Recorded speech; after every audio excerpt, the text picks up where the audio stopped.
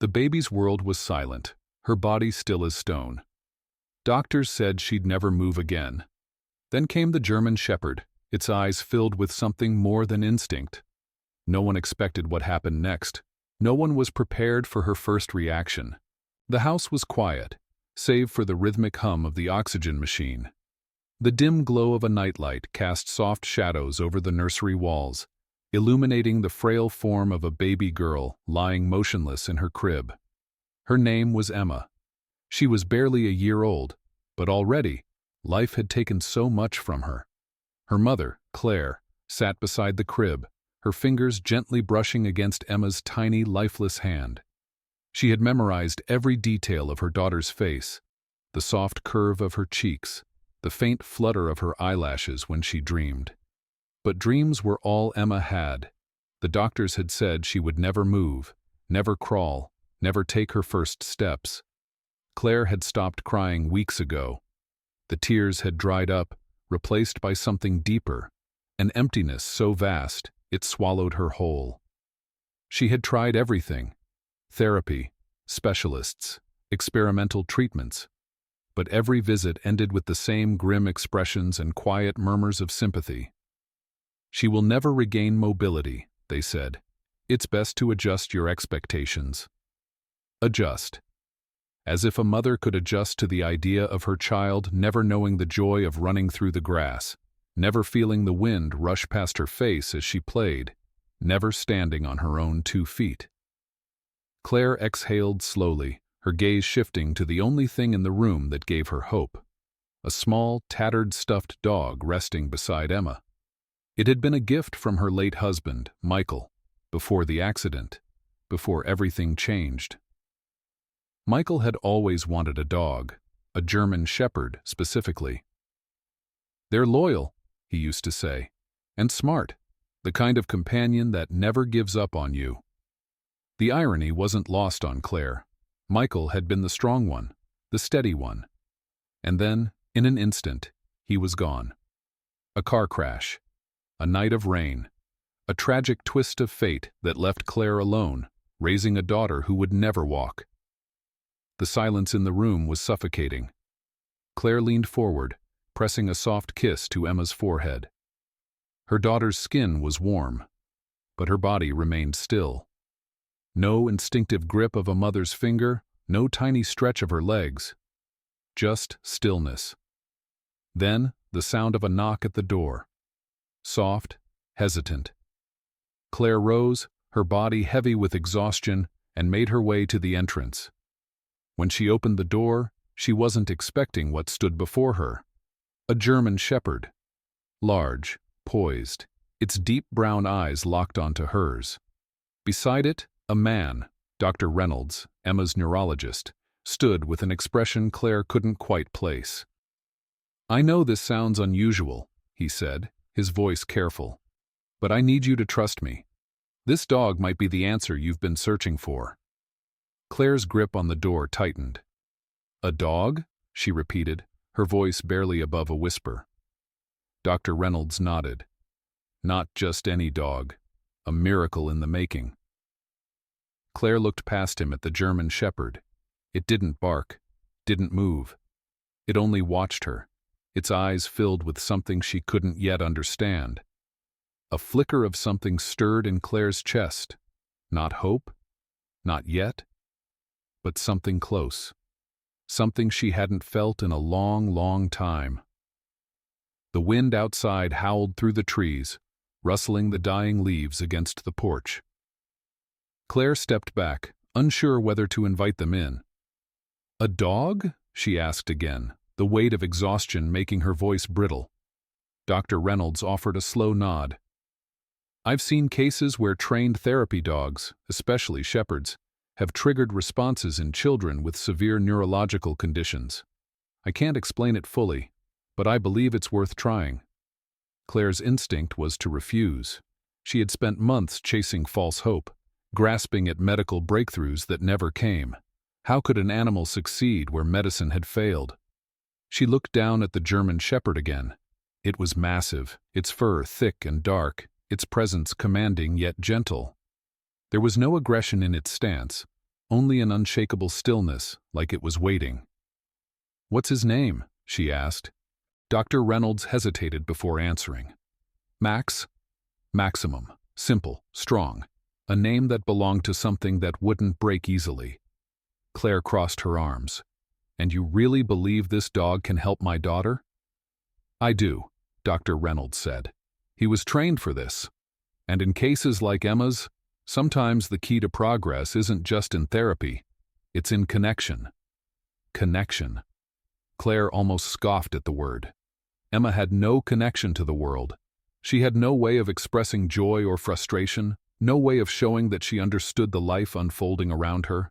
She was trapped inside herself. Claire turned to glance back at the nursery, where Emma lay in her crib, unmoving. A baby who had never reached for her mother, never clung to her in fear or love. She looked back at Max, who had taken a step forward, his eyes still locked on hers. Something about him was unsettling, not in a threatening way, but in the way he seemed to see through her, as if he already knew something she didn't. Finally, Claire let out a slow breath and stepped aside. "Fine," she said. "But I don't expect anything." Dr. Reynolds gave a small, knowing smile. "Just give him a chance." Max walked inside without hesitation, his movements graceful, calculated. He didn't sniff around or explore like a typical dog. Instead, he made his way straight to Emma's crib, as if he already knew where she was. Claire watched, her breath caught in her throat. Max stood beside the crib, peering inside. And then carefully, he lay down, resting his head against the edge. For a long moment, nothing happened. Then, Claire saw it. The smallest, almost imperceptible movement. Emma's fingers twitched. Claire's heart pounded, her breath hitched. A coincidence. It had to be. But as Max exhaled a slow, steady breath, something deep inside Claire whispered a thought she hadn't allowed herself in months. Maybe, just maybe, this was the beginning of something she couldn't yet understand. The house had never felt so still. Claire stood frozen, watching as Max lay beside Emma's crib, his deep brown eyes locked onto her daughter's motionless form. The room was silent except for the faint hum of the oxygen machine. Claire's mind screamed for logic. It had to be a coincidence. A flicker of muscle movement, a neurological misfire. But deep in her chest, something cracked, an emotion she had long buried beneath layers of grief and exhaustion. She took a step forward, her breath shallow. "Did you see that?" she whispered. Dr. Reynolds nodded. His expression was unreadable, but Claire could sense it. The same fragile hope stirring in his gaze. "Let's not rush to conclusions," he said carefully. "But we observe. We give this time." Claire swallowed hard, then turned back to her daughter. Emma's tiny fingers had gone still again, as if whatever force had moved them had vanished. But Max remained unmoved, his head resting against the crib's edge, watching. Claire hesitated before kneeling beside him. "Why are you here?" she murmured, half to herself, half to the dog. Max didn't react, didn't flinch. His breathing remained steady, his presence unwavering. A therapy dog. That's all he was supposed to be. A scientifically trained companion. But something about the way he looked at Emma, like he was waiting for something, made Claire's skin prickle. A ridiculous thought entered her mind. Does he know something we don't? She shook the idea away. It was late. Too late to be analyzing a dog's presence like it was some divine intervention. "I should put her to bed," Claire murmured, running a tired hand through her hair. Dr. Reynolds hesitated. "Let Max stay." Claire frowned. "Stay?" "Let him sleep beside her crib tonight," he suggested. "Let's see how Emma reacts." The rational part of Claire resisted. She was tired, frustrated, and above all, afraid. Afraid of hoping for something that wasn't real. But when she looked at Max again, something inside her whispered, "Try." So she nodded. And the night began. Claire barely slept. She sat in the nursery, arms wrapped around her knees, watching the rise and fall of Emma's small chest, Max hadn't moved from his spot. His breathing was deep and even, his body completely relaxed, yet alert. Every now and then, Claire glanced at Emma's fingers, waiting, hoping. And then, sometime past midnight, so subtle she almost missed it, Emma's hand twitched again. Claire sucked in a sharp breath, then another movement. This time, her wrist. Barely a fraction of an inch, but it was real. Claire's pulse quickened, her entire body frozen with disbelief. Her baby was moving. It was small, imperceptible to anyone who wasn't watching closely. But to Claire, it was a miracle. She reached for her phone with trembling fingers, snapping a video as Emma's wrist trembled once more. Not much, just a flicker, a whisper of movement where there had once been none. Max, as if sensing Claire's awe, turned his head slightly and looked at her. Not barking, not whining, just watching. The way his eyes gleamed in the dim nursery light sent a shiver down Claire's spine. He wasn't surprised. It was like he had known all along. The next morning, Claire was a mess of exhaustion and adrenaline. She barely remembered the last time she'd stayed up all night and still felt awake. Dr. Reynolds arrived early. The moment he saw her, he frowned. "You look like you haven't slept." Claire didn't bother with formalities. She grabbed her phone and pressed play. "Watch this." He leaned in, eyes scanning the screen. The video was grainy, taken in the dim glow of the nursery, but it was unmistakable. Emma's wrist, twitching, moving. Dr. Reynolds's lips parted slightly. This is... She hasn't moved like that since the accident," Claire interrupted, her voice tight with emotion. "I don't know if it was the dog or something else, but I saw it, doctor." He didn't speak for a long time. Finally, he nodded, exhaling slowly. "Then we document, we test, and we see if it continues." For the first time in months, Claire felt something close to relief. Not certainty, not complete hope, but something close. She turned to Max, who sat patiently in the corner of the room, his ears perked. "I don't know what you did," she murmured, "but you're not going anywhere." That day, Claire followed Dr. Reynolds's advice. She kept Max close to Emma, letting the dog rest beside the crib as she went about her day. She documented every moment, watching for more signs of progress.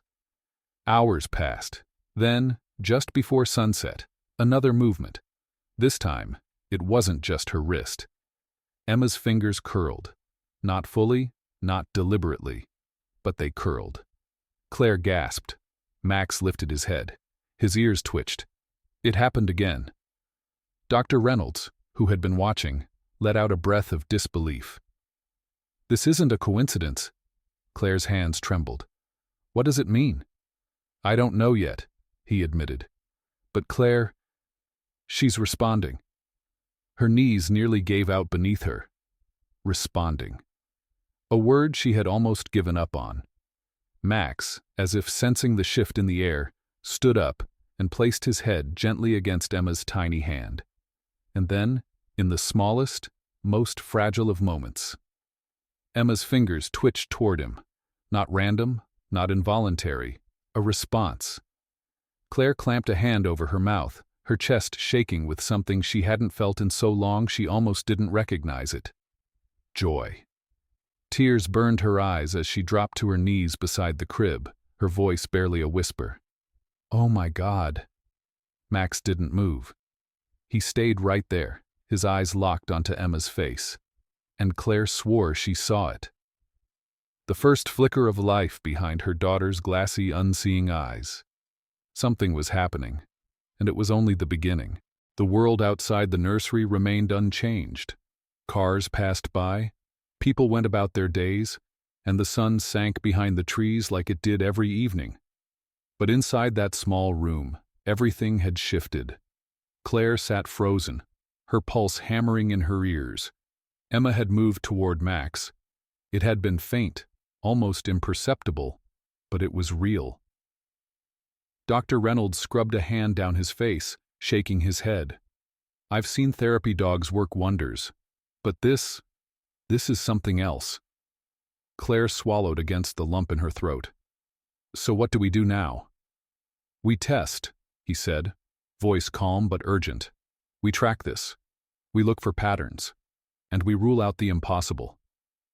But Claire wasn't sure she wanted to rule out the impossible, because, for the first time in months, the impossible was giving her hope. That night, Claire barely left Emma's side. Every hour she checked for more signs of movement, watched the slow rise and fall of her daughter's chest, documented every tiny twitch of her fingers. Max remained beside the crib. He hadn't left since the moment he walked into the house. As the clock neared midnight, exhaustion gnawed at Claire's body, but she forced herself to stay awake. She curled up in the rocking chair by the crib, watching, waiting. And then, Emma moved. Not just her fingers, her hand. A slow, unsteady tremor, like something deep inside her was waking up. Claire jolted upright. "Emma!" Her daughter remained still again, but Claire had seen it. It wasn't a reflex. It wasn't an accident. It was happening. She turned to Max, breathless. "You're doing something. I don't know how, but you are." The dog didn't respond. He only watched Emma with that same steady, knowing gaze. Claire wiped at the tears on her face. Hope had been such a foreign feeling for so long. Now it consumed her. But hope was fragile, and fate had a cruel way of testing it. The next morning, Dr. Reynolds arranged for an emergency evaluation. If Emma was showing signs of neurological improvement, they needed medical proof. Claire dressed her daughter carefully, hands trembling. She barely let herself breathe. At the hospital, the tests began. Scans, reflex exams, muscle activity tracking. Claire sat on the edge of her seat, gripping her hands so tightly her nails dug into her skin.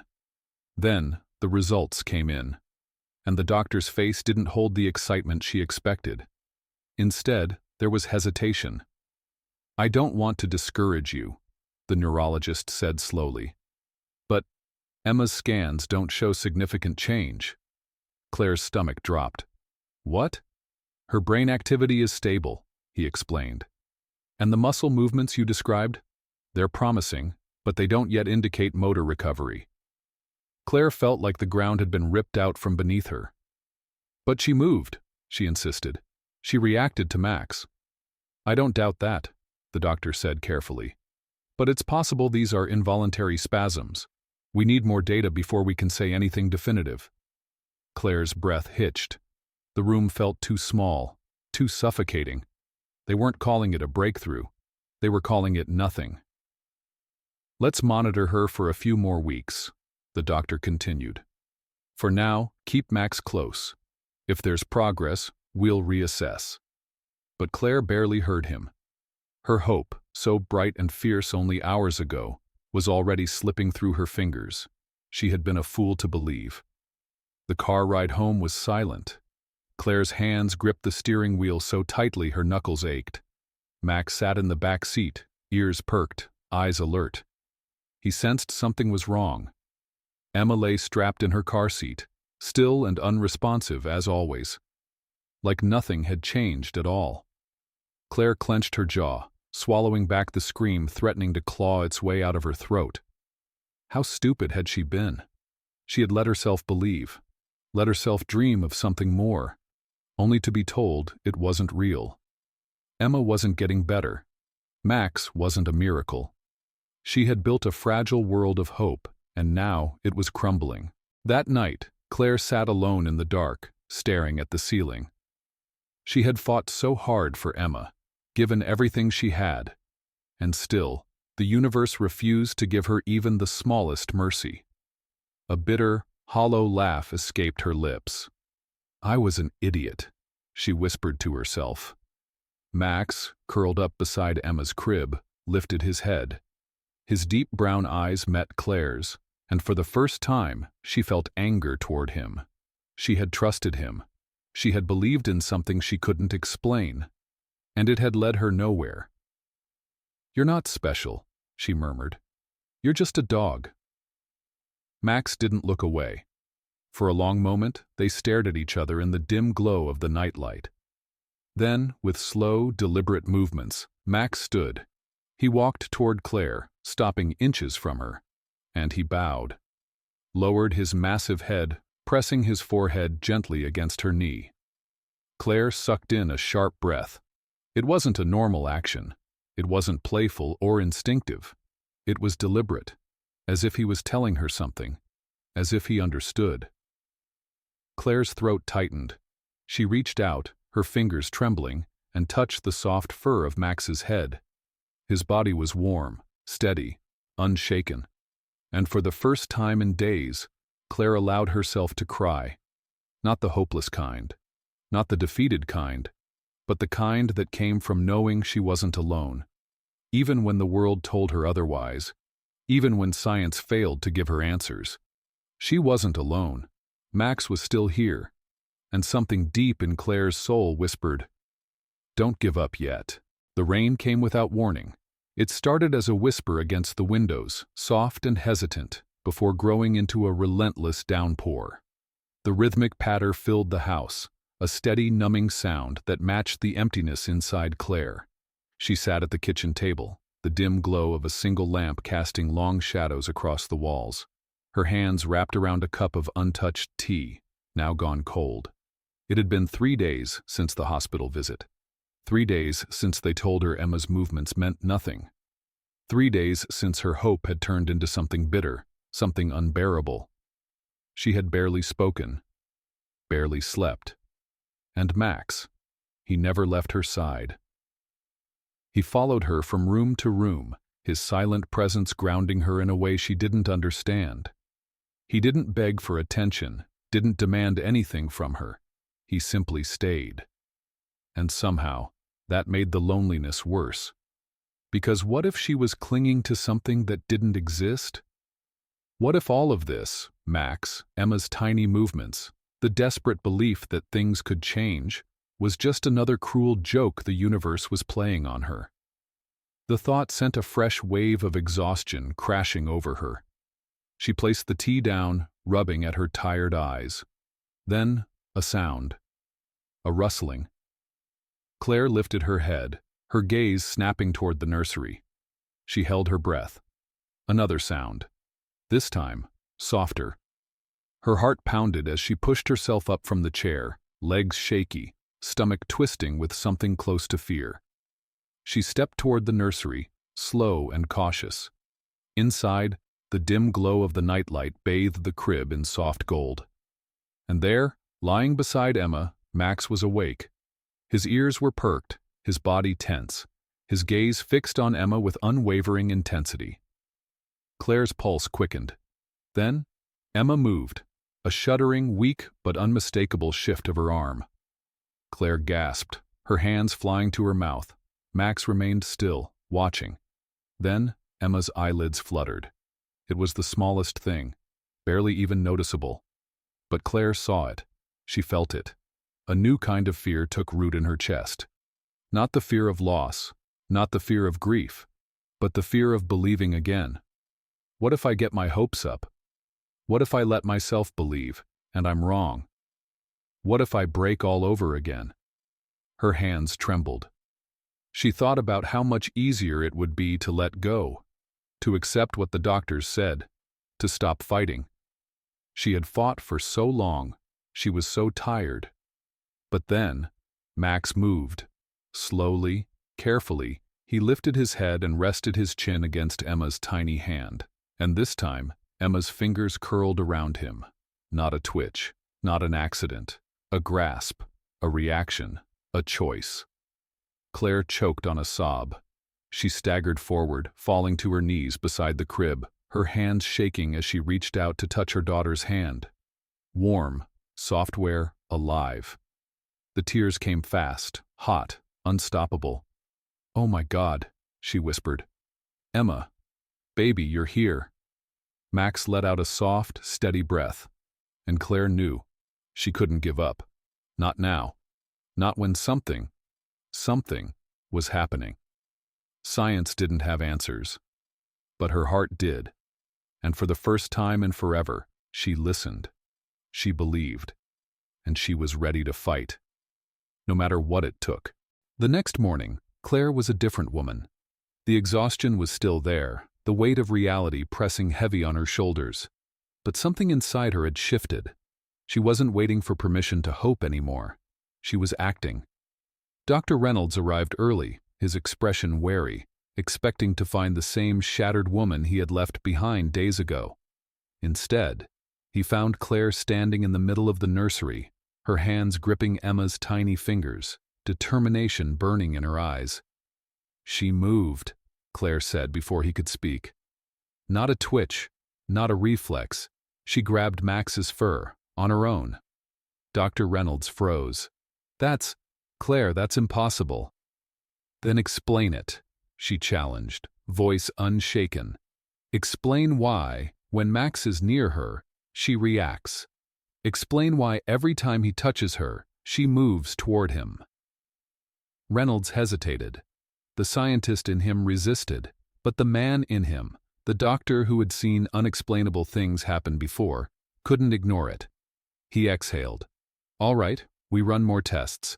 Not just neurological scans, physical therapy trials, sensory responses. If this is real, we'll find proof." Claire nodded. "Then let's start now." The first test was simple. Claire placed Emma's hand on a soft cloth and watched. No movement. Then Max stepped forward. He nudged the cloth with his nose, pushing it closer to Emma's fingers. And Emma's fingers twitched. Claire's heart slammed against her ribs. Max nudged again. Another twitch, a tiny, hesitant curl of her hand, like something deep inside her was trying, learning. Reynolds let out a sharp breath. "Do it again." Claire repeated the test. This time, Max placed his paw lightly against Emma's hand. She twitched again. And then, her hand curled around Max's paw. Reynolds rubbed a hand down his face, his breathing uneven. "This isn't involuntary." Claire's voice was barely a whisper. "No, it's not." The next few days became a whirlwind of experiments and observations. Dr. Reynolds set up controlled trials, placing different objects in Emma's reach, testing if she would react without Max's presence. She didn't. Only when Max was close did she respond. Only when he touched her did she move. Something was happening. Something science had no name for. And then, 3 days after that first test, Emma did something no one expected. She turned her head. It was slow, weak, barely noticeable. But she turned, toward Max. Claire gasped, hands flying to her mouth. Dr. Reynolds dropped his clipboard. Max didn't move. He only watched Emma, patient, waiting. And when Emma turned toward him again, this time, just a fraction more, Claire broke into quiet, shaking sobs. Her daughter was waking up. The news spread quickly. Doctors, therapists, specialists, everyone was talking about Emma, about Max, about the impossible. Claire barely left her daughter's side, documenting every moment, every small victory. Emma was no longer just a still, silent presence in her crib. She was responding. Her hands twitched more frequently. Her eyes moved, tracking Max when he shifted positions. The first time she blinked on her own, Claire nearly collapsed. Then came the biggest breakthrough yet. It was early morning. Max had just settled beside Emma, his body curled protectively around the crib.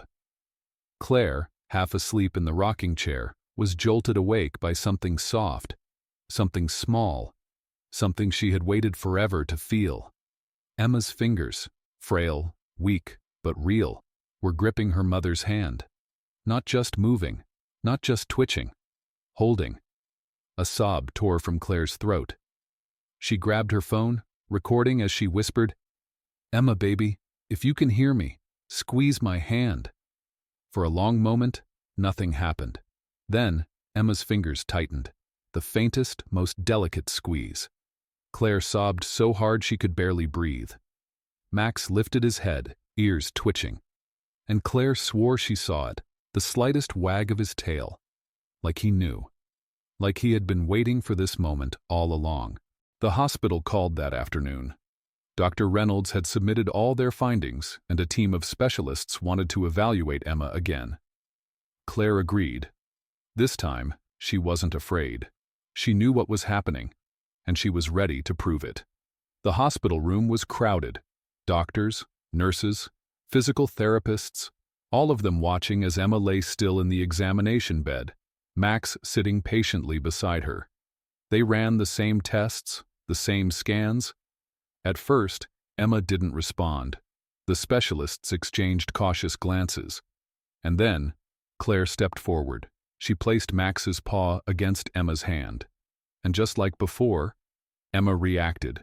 Her fingers twitched, curled. Then, before their eyes, Emma turned her head. The room went silent. Dr. Reynolds exhaled sharply. There it is. A neurologist ran to the monitors, checking her brain activity. There's movement, she whispered. Faint, but real. A physical therapist's voice was hoarse. She's trying to connect. Claire was crying, laughing, clutching her chest as Emma moved again, just a little, just enough. And Max, the dog who had been dismissed as nothing more than a therapy animal, sat there, watching it all unfold. And then, in that still, breathless moment, he did something no one expected. He barked. One sharp, commanding sound, like a declaration, a victory, like he was telling them all. She's coming back. The hospital room still buzzed with stunned whispers long after Emma's fingers curled around Max's paw. Doctors huddled near the monitors, murmuring theories, searching for medical explanations. Nurses wiped their eyes, caught in the raw emotion of witnessing something they had never seen before. But Claire wasn't listening. She was watching Emma. Her baby girl, who had been trapped in stillness for so long, was moving. Not much, not fast, but trying. Claire reached out, her hands trembling as she brushed a lock of fine hair from Emma's forehead. I see you, sweetheart, she whispered. I see you fighting. Emma's lashes fluttered, and then her lips parted, just slightly. Claire gasped, a sob catching in her throat. Dr. Reynolds, she choked out. Did you see that? He was already beside her, watching closely. She's trying to respond. His voice held the same awe, the same disbelief. Claire clutched Emma's tiny hand in both of hers. Baby, if you can hear me, blink for me, just once. Seconds passed, and then Emma blinked. A single, slow blink. Claire collapsed against the bed, pressing Emma's hand to her forehead, tears streaming down her face. Oh my God, she whispered. Max exhaled a deep, satisfied breath and rested his head on the edge of the bed. The neurologist turned from the monitors, her expression torn between science and the unexplainable. We need more tests, she murmured. This isn't something I can quantify. Dr. Reynolds was already shaking his head. Tests later, he said softly. Let her mother have this moment. And Claire did. She sat there for what felt like hours, whispering to her daughter, touching her, holding her, memorizing the warmth of her fingers moving against her skin. For so long, Claire had been terrified of losing Emma, but she had never considered the possibility that her daughter was trying to come back, that maybe, all this time, Emma had been reaching for something, someone, to pull her out of the darkness. And it had been Max. Not medicine, not surgery, a dog. A presence so unwavering, so quietly powerful, that it had done something no doctor could explain. It had called Emma back to the world. The next few weeks passed in a blur. The media caught wind of Emma's story. Paralyzed baby shows signs of recovery. Thanks to therapy dog, the headlines read. Scientists debated the role of animal-assisted therapy in neurological conditions. Specialists from around the country requested to study Emma's case. But Claire didn't care about any of that. She cared about the moment she saw Emma's fingers tighten around a toy for the first time.